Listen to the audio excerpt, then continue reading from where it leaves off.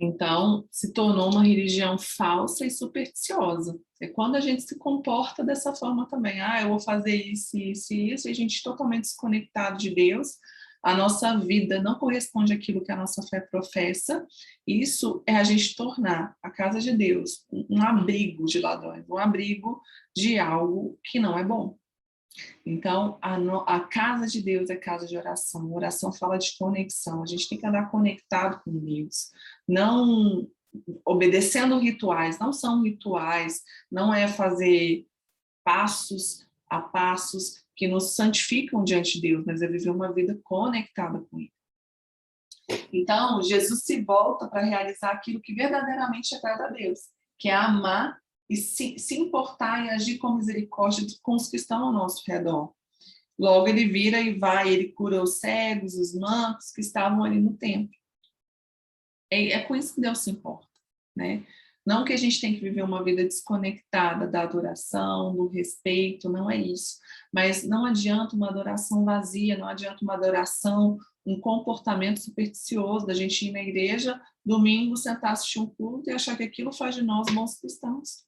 Não é isso que faz a gente cristão, mas é uma conduta de vida baseada, e engraçado que a gente vai falar muito sobre isso hoje, né? De andar debaixo dessa revelação que Deus tem para as nossas vidas, desse chamado que Deus tem para nós. E aí o louvor das crianças, as crianças começam a adorar, né, a Jesus. E repetir as mesmas palavras que a multidão estava repetindo. Pode ser, inclusive, que as crianças estivessem dando continuidade àquilo que elas ouviram os adultos falarem. Só que da boca das crianças estava surgindo um louvor que vinha com a pureza, com a inocência que elas tinham. Então, elas começam a falar sobre Jesus. Tem uma tradução que fala que elas estavam chorando no templo, falando Hosana ao filho de Davi. E aí, quando os religiosos chegam, e eles veem as duas coisas, eles veem aqui fala o seguinte, ó, mas chegando os sacerdotes e os mestres da lei, viram as coisas maravilhosas que Jesus fazia, e viram também as crianças gritando. O que chamou mais a atenção deles? O louvor das crianças, e não os milagres, os sinais que estavam sendo operados naquele lugar. A religiosidade faz isso com a gente, a religiosidade faz a gente, falsa religiosidade, faz a gente se prender a métodos, a modelos, e não enxergar aquilo que de fato Deus está fazendo. E aí o que eu acho bonitinho aqui, né? Jesus nunca desprezou as crianças, né? Todas as vezes que a Bíblia aqui vai falar de crianças, mostra o carinho, o amor, né? E a visão que Deus tem com as crianças. E eles falam o seguinte: vocês nunca leram que das crianças dos recém-nascidos suscitaste o perfeito louvor? Estava todo mundo querendo repreender as crianças, mas Jesus, mais uma vez, acolhendo e demonstrando o quanto que Deus usa as crianças e tem um projeto específico para a vida delas. E aí ele sai daquele lugar e foi para Betânia, onde ele passou a noite. No caminho, quando ele estava voltando, fala que Jesus teve fome. Lá em Marcos, dá uma informação aqui muito importante. Ele fala que não era tempo de figos, mas ele viu uma figueira no meio do caminho, na beira do caminho. Se aproximou dela e não encontrou nada nela, a não ser folhas. E aí parece estranho que Jesus tenha amaldiçoado essa figueira, sendo que não era para aquela figueira ter figo. Mas qual é o ensinamento que esse texto está trazendo para a gente? O problema não era a falta de frutos, o problema era a falsa aparência. Aquela árvore ali, cheia de folhas, bonita, frondosa, ela tinha uma aparência de que era frutífera, mas quando Jesus foi sobre ela para colher os frutos, ele não encontrou nada senão a aparência. E aí, Jesus está chamando a gente aqui por uma vida de verdade e sinceridade. É melhor você mostrar que você é uma folha seca, que você não tem nada, isso ser a verdade, do que você tentar mostrar algo que você não é, que você não tem. E o dia que você for cobrado para mostrar os seus frutos, você não tem nada para oferecer. Não é o ideal você ser uma folha seca, entende o que eu estou falando? O ideal é você ser uma árvore que ela tem frutos e que ela aparenta ter frutos. Isso é o ideal. Mas é muito pior você aparentar ser o que você não é, do que de fato você mostrar quem você verdadeiramente é. Quem vive de aparência, cedo ou tarde vai secar. Quem vive de aparência, cedo ou tarde, vai ser declarada a verdade. Então, não vale a pena. Você pode enganar, tem uma frase que fala isso, né? Você pode enganar muitas pessoas por muito tempo, mas você não pode enganar todas as pessoas o tempo todo. Principalmente a Deus, né? Deus manifesta todas as coisas, ele traz todas as coisas à luz. E Deus sempre está nos chamando para uma vida de verdade e de sinceridade. Então, ele vai amaldiçoar a figueira e a figueira seca. E os discípulos ficam impressionados. Como é que aquela figueira secou apenas com uma palavra de Jesus? E Jesus, ele mostra que tudo se submete ao poder de Deus. Todas as coisas nesse universo estão vinculadas a Deus, porque foi Deus quem criou todas as coisas. Então, tudo se submete ao poder dele. E o que ativa esse poder de Deus aqui na Terra? A nossa fé. Então, quando a gente tem fé, esse poder de Deus é manifesto aqui na Terra. E ele fala isso. Eu lhes asseguro que se vocês tiverem fé e não duvidarem, veja, não é só ter fé, mas é não duvidar. Isso aqui está mostrando que a gente pode ter fé e mesmo assim abrigar dúvida no nosso coração. E as coisas funcionam quando a gente tem uma fé verdadeira que expulsa toda a dúvida. Poderão fazer não somente o que foi feito a figueira, mas também dizer a esse monte, e aí é um sentido figurativo, né? Falando de, você pode fazer uma coisa simples, como fazer uma figueira secar. Ou você pode fazer uma coisa grandiosa, que é fazer um monte ser lançado ao mar. E tudo que vocês pedirem, ó, a terra rimou, olha só. A gente pode até anotar essa. E tudo que vocês pedirem em oração, se crerem, vocês receberão. Então, é a fé que ativa o poder de Deus aqui na Terra. E o poder de Deus pode qualquer coisa. E aí, eu vou voltar lá, e aí queria até recomendar para vocês darem uma ouvida de novo. Em Lucas 20. Aqui, o que a gente falou hoje, tem lá em Lucas 19, e tem essa parte agora que a gente vai falar, está lá em Lucas 20. E esses textos, tanto 19 quanto o estudo de Lucas 20, foram estudos muito ricos, muito legais. E os dois estão lá no YouTube. Então, se vocês tiverem um tempinho essa semana, eu recomendo muito vocês assistirem novamente. E o que vai acontecer aqui? A autoridade de Jesus é questionada por esses religiosos. Porque eles vão sobre Jesus, né? E principalmente questionar aquela questão que aconteceu ali no templo e falar com que autoridade, quem foi que te nomeou? E aí eles estão falando de autoridade terrena, né? Quem foi que te nomeou para alguma coisa para você estar fazendo as coisas que você faz?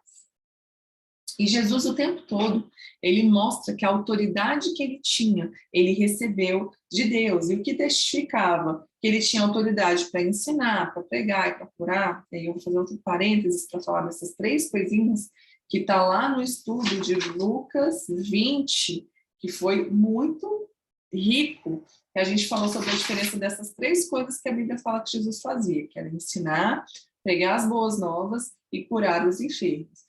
Quem dava autoridade para Jesus não tinha sido um governador de Roma, não tinha sido um presidente do Sinédrio, não tinha sido um sacerdote, mas quem tinha dado essa autoridade para Jesus, diferentemente desses religiosos que recebiam autoridade humana, quem tinha dado autoridade para Jesus era o próprio Deus. E o que testificava que ele tinha autoridade eram os sinais que eram operados. Lá em Lucas 5, quando ele cura aquele paralítico que os amigos dele descem com ele do telhado, o que Jesus fala primeiro? Fala assim, os seus pecados estão perdoados. Aí eles acham ruim, quem ele pensa que é e tal, para perdoar os pecados. Eles falam assim, mas para que vocês saibam que o Filho do Homem tem autoridade na terra para perdoar os pecados, ele disse ao paralítico, eu lhe digo, levante, pegue sua maca e vá para casa, e o homem foi imediatamente curado. Então, ele até fala isso, o que é mais fácil dizer, os seus pecados são perdoados ou levante e ande?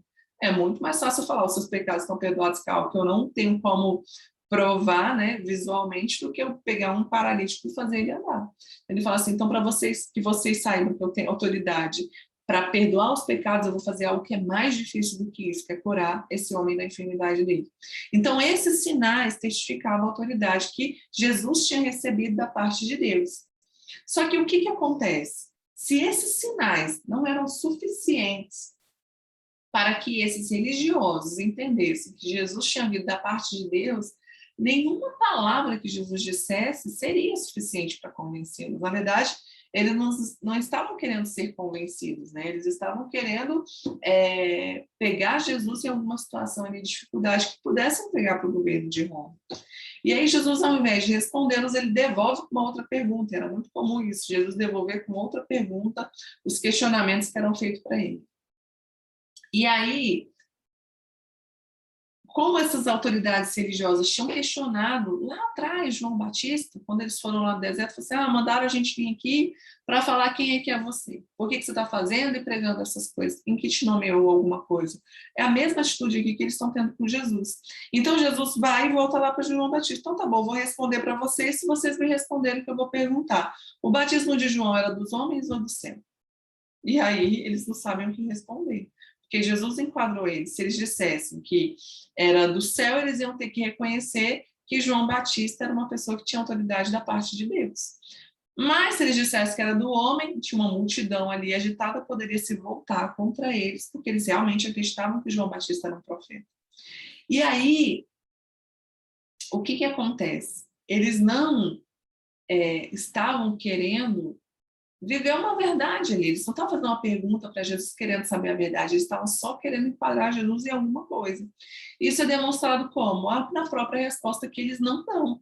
Porque uma pessoa, quando você é perguntado de alguma coisa sobre você não tem dúvida. Se você vai falar a verdade, você nem precisa pensar muito, você só responde. No caso deles, eles tiveram que ficar calculando. Nossa, se a gente disser A, vai dar problema. Se a gente disser B, vai dar problema.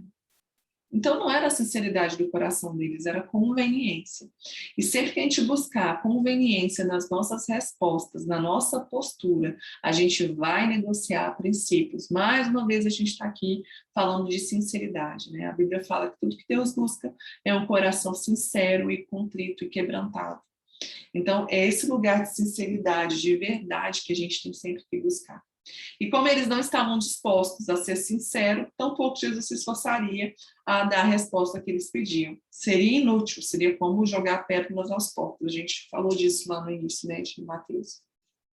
Sobre essa questão de você ficar tentando mostrar algo, semear algo de bom em alguém que não dá valor a isso. Então, Jesus simplesmente não respondeu eles, mas aproveitou para contar uma parábola para eles, para mostrar para eles da parte de quem que Jesus era enviado. Apesar de não ter respondido eles diretamente, Jesus respondeu através de uma parábola que dessa vez eles entenderam perfeitamente.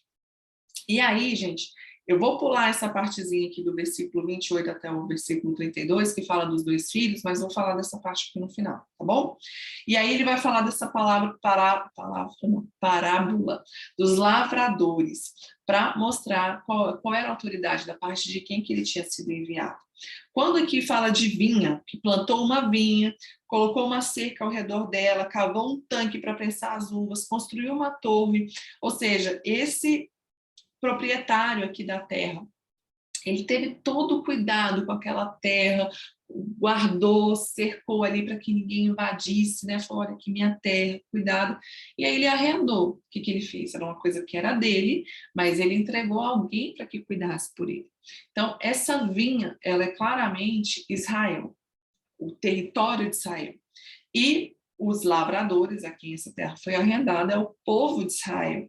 Lá em Isaías 5:7 se refere a Israel como vinha, a vinha de Deus. Então, vocês vão entender isso daí, né? E lavradores, os lavradores eram um povo. Deixa eu ver como é que está escrito lá, porque isso aqui eu anotei tem um tempinho e eu não estou lembrando.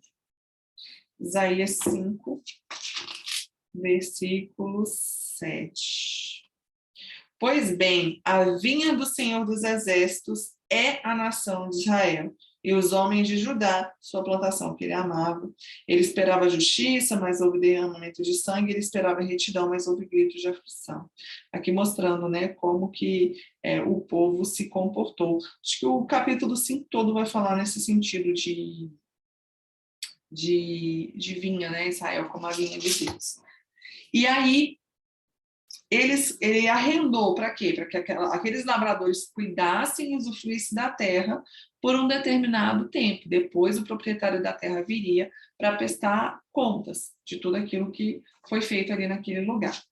Tudo que há na terra pertence ao Senhor. Lá em Salmos 24 fala sobre isso, Deuteronômio 10, 14 também fala sobre isso. E nós somos apenas administradores de tudo que Deus criou, de tudo que Deus nos deu.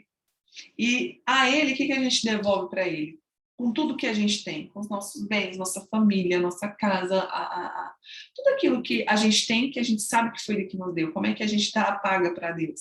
Com o nosso coração, com a nossa própria vida, a nossa honra, a nossa dependência dele, o nosso amor. E aí o que aconteceu? O dono da vinha se ausentou por um tempo, e mais uma vez, sob essa perspectiva de que Deus deixou as coisas aqui para a gente como uma missão, mas que virá o tempo que ele irá voltar. E ele vai prestar contas de tudo aquilo que ele designou para nós. Lá no estudo de Lucas 20, eu vou falar sobre esse negócio do Cronos e do Kairos, mostrando como é que é na verdade, e é interessante vocês darem uma olhada lá. Eu não vou alongar aqui, senão a gente vai ultrapassar muito o horário. Então, os servos que o dono da vinha enviou foram os profetas que Deus havia enviado, mas Israel rejeitou e perseguiu nos tempos antigos. Eles não se arrependeram dos seus maus caminhos, da sua idolatria e tentaram calar a voz que vinha de Deus.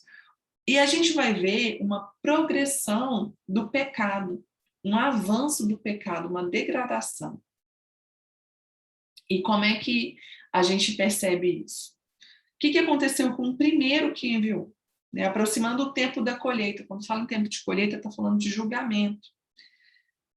Ele foi lá para receber os frutos que lhe pertenciam. E aí os lavradores agarraram seus servos. O que eles fizeram com o primeiro? A um espancaram, está lá no versículo 35. O segundo, eles a um espancaram, a outro mataram e apedrejaram o terceiro. Então enviou um servo em maior número, os lavradores trataram da mesma forma.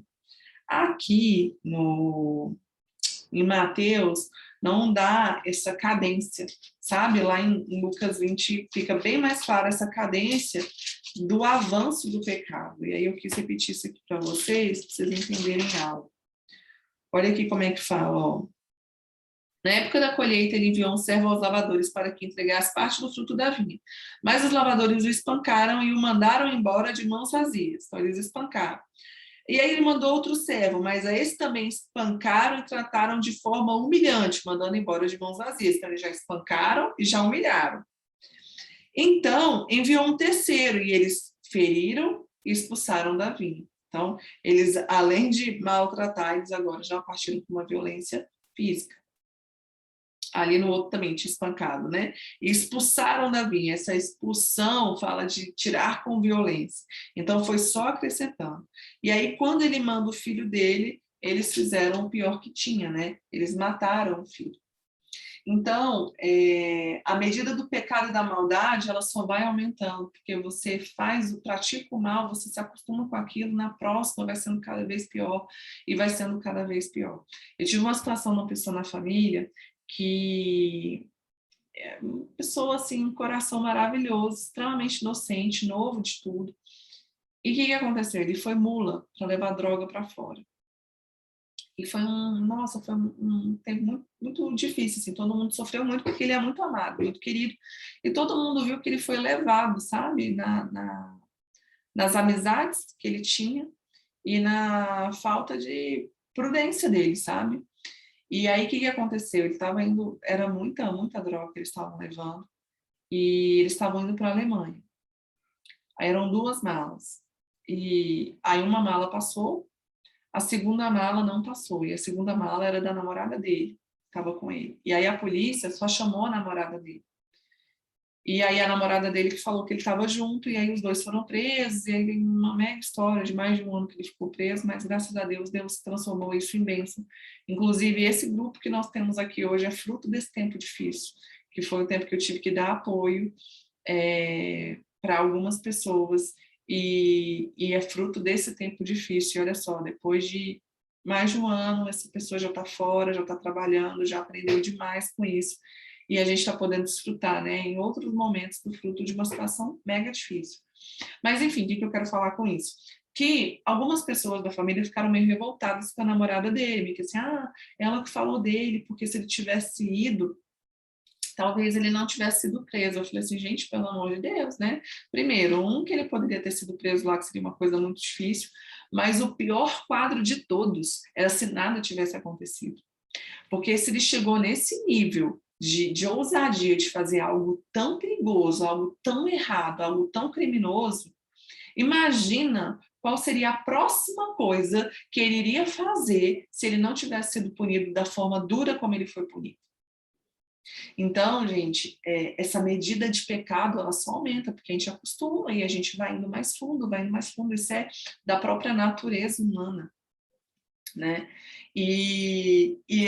A única coisa que vai barrar esse avanço da maldade é o arrependimento.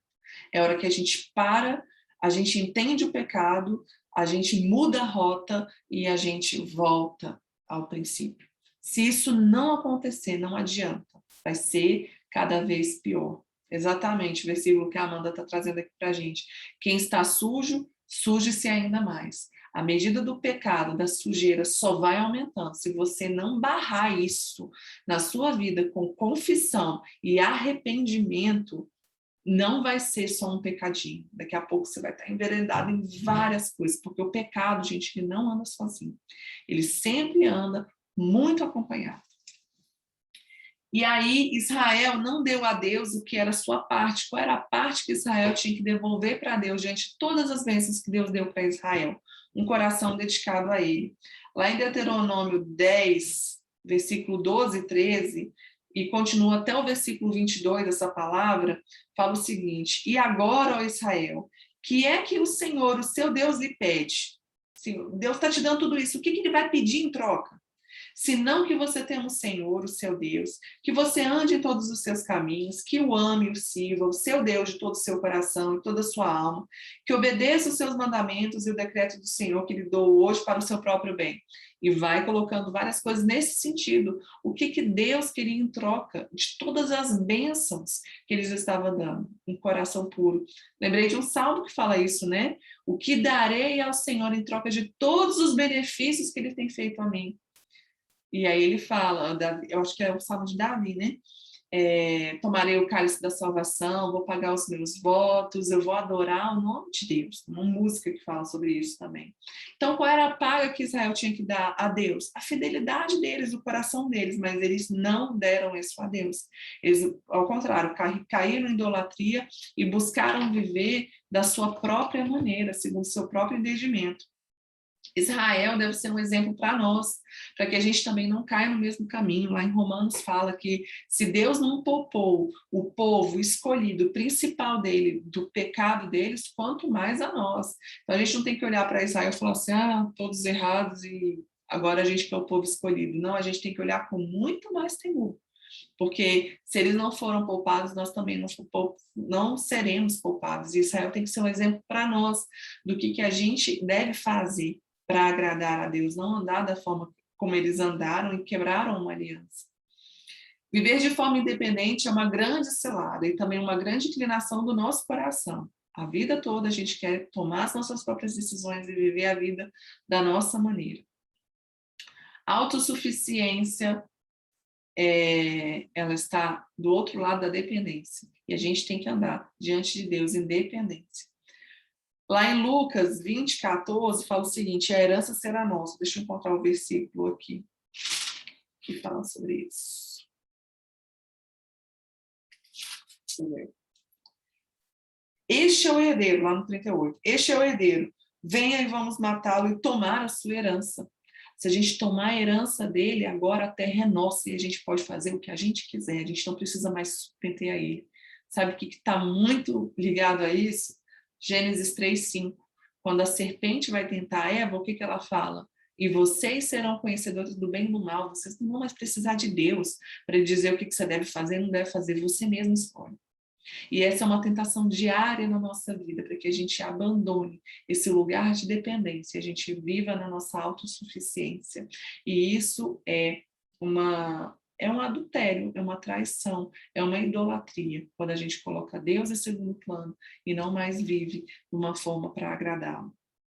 Deus acertará as contas com todos. O fato deles não aceitarem a vontade, né, e terem matado o próprio filho, tentando se tornar dono de algo que não era deles, não vai fazer com que ele desista ou abra mão do julgamento que tem que ser feito. E aí, o que ele vai fazer? Aqui fala o seguinte: responderam, matará de modo horrível esses homens perversos e arrendará a vinha a outros lavradores, que lhe deem a sua parte no tempo da colheita. O que aconteceu? Israel rejeitou a Deus de todas as formas, sendo matado o próprio Filho de Deus que veio para oferecer salvação.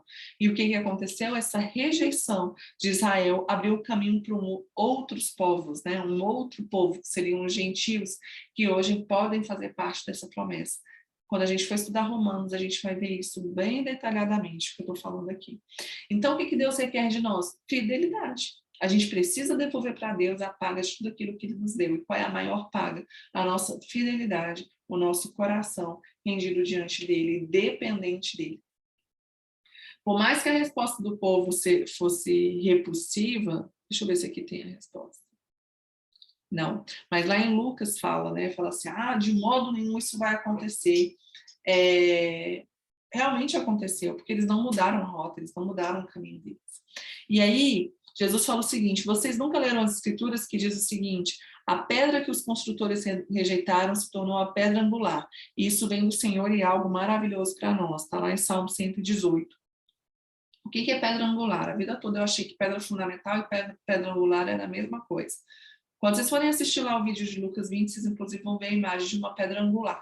A pedra angular é uma pedra, quando eu ia construir um arco, essa pedra angular ela era colocada lá em cima, no centro do arco. Para quê? Para dar o ângulo certo aqui, ó, dos dois lados. Porque se eu começasse a construir o arco daqui de baixo, ia chegar um momento que ele ia ficar torto.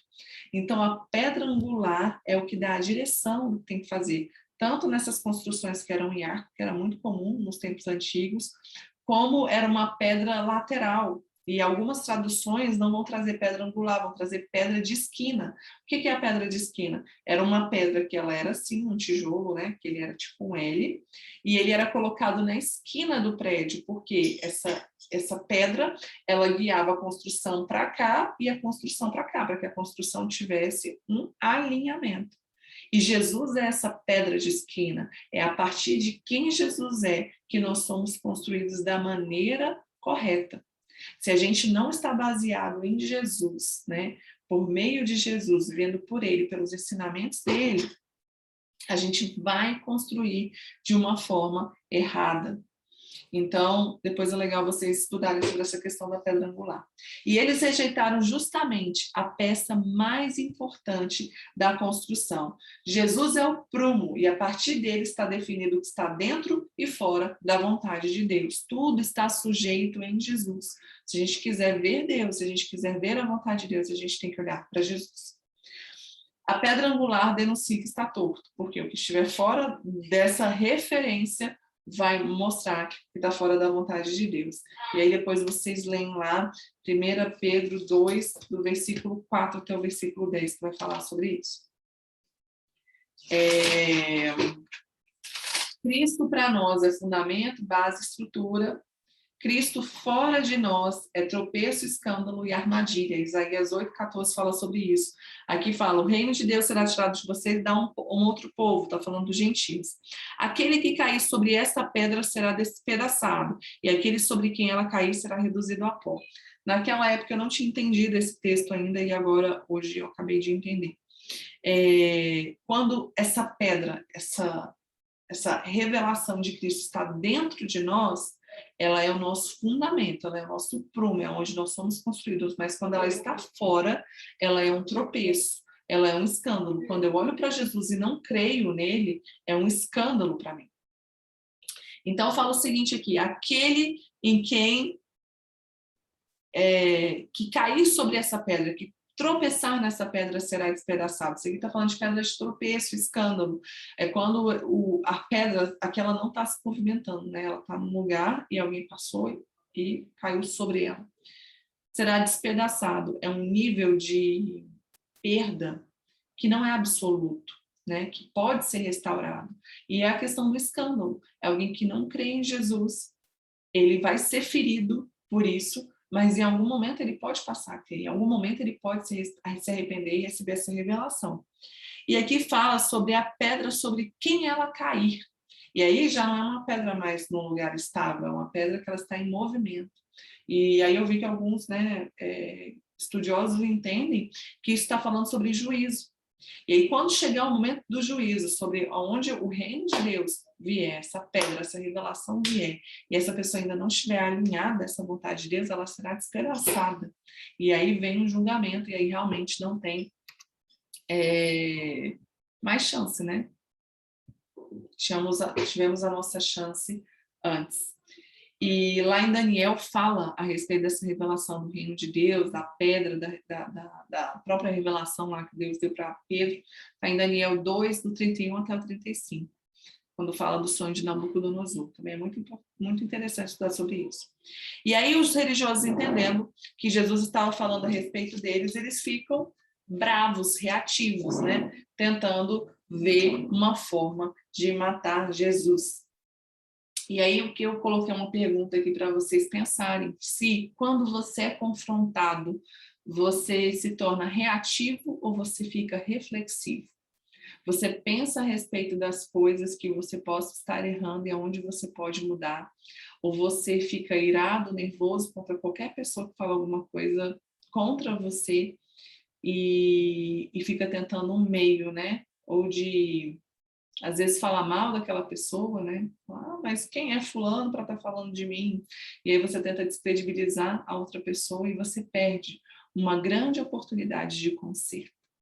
Então, fica essa reflexão aí para a gente. Quando a gente é confrontado, a gente reage ou a gente reflete? Quem está sempre se defendendo nunca consegue se arrepender.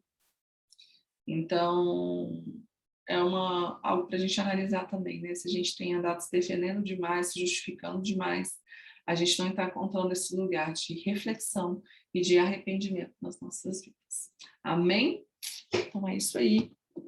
Vamos subir esse vídeo lá para o YouTube, para ficar atualizando todo mundo. E espero que vocês tenham sido muito edificados.